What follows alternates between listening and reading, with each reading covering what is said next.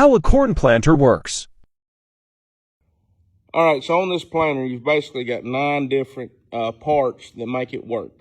I'm gonna go from the front of the planter over here on the right to the back and explain what each one does. On the very front of the unit, we have our row cleaners. They rotate across the top of the ground and sweep away any dirt or corn stalks or any kind of trash that's in the row that would affect how our seed is placed. Right behind them, you have the no-till coulter here. It cuts any debris that the row cleaners leave behind. It also opens up a slot for the disc openers so they can place the seed in the ground. Your double disc openers here, which are these black discs, they rotate in the ground and cut a slot for your seed to fall into. Wheels, they rotate too. They control your depth of your seed. So in other words, we can move them to make the seed go deeper or shallower, whatever we need to do. Between the gauge wheels, you have your seed tube. The seed comes down the tube and into the slot that the seed openers are cutting. And you have your seed firmer. In other words, the seed falls down out of the tube, hits the ground, and this just tucks it right into the bottom of that trench that the discs are cutting. At the top of the seed tube, you have your meter. This turns and there's fingers in there that pick the corn seed up and drop them down the tube. Above your meter, you have your hopper. That's where all your seed's stored, and it falls into the meter and then down the seed tube. And at the very back of the planter, we have our press wheels. These turn in the ground. In other words, your seed slot's right here with the seed in it, and these are rotating and pinching that seed slot shut so we can get good germination. That's about as basic as I can get it. Everybody's planter is going to be set up differently. That's how we run our planters. We don't always run the row cleaners. Actually, we very rarely run row cleaners around here. But that's how we do it. If you got any more questions, let me know. When y'all get to feeling down and out about yourself today, just remember one thing.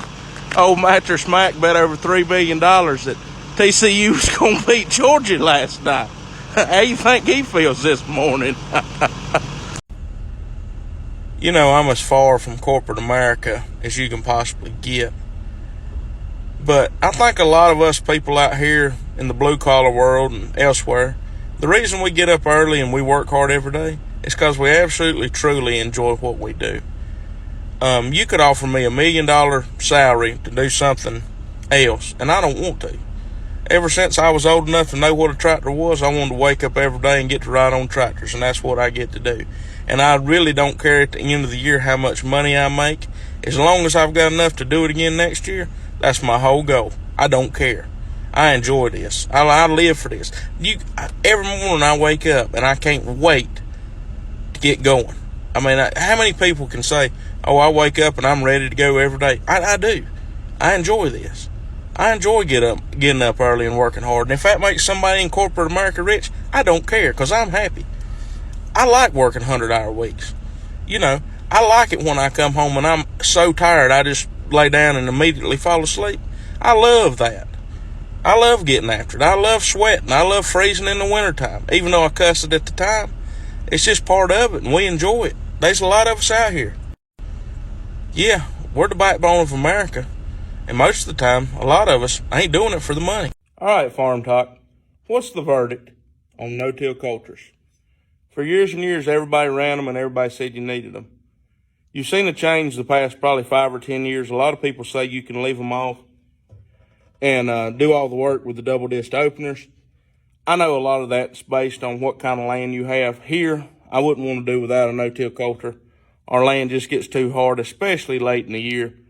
We could probably get by during corn planting time early while there's a little more moisture in the ground without a no-till coulter in some situations, bottom land, stuff like that. But most of the time we need a coulter up there cutting through a lot of that hard ground, hard pan to make a trench for the double disc opener. So what are your thoughts on no-till coulters on a planter?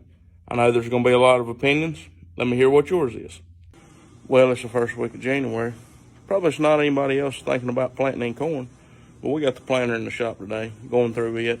We got to order some parts. We got some disc bearings out. Going to put all new seed openers on the corn rows, all new coulters on the corn rows as well.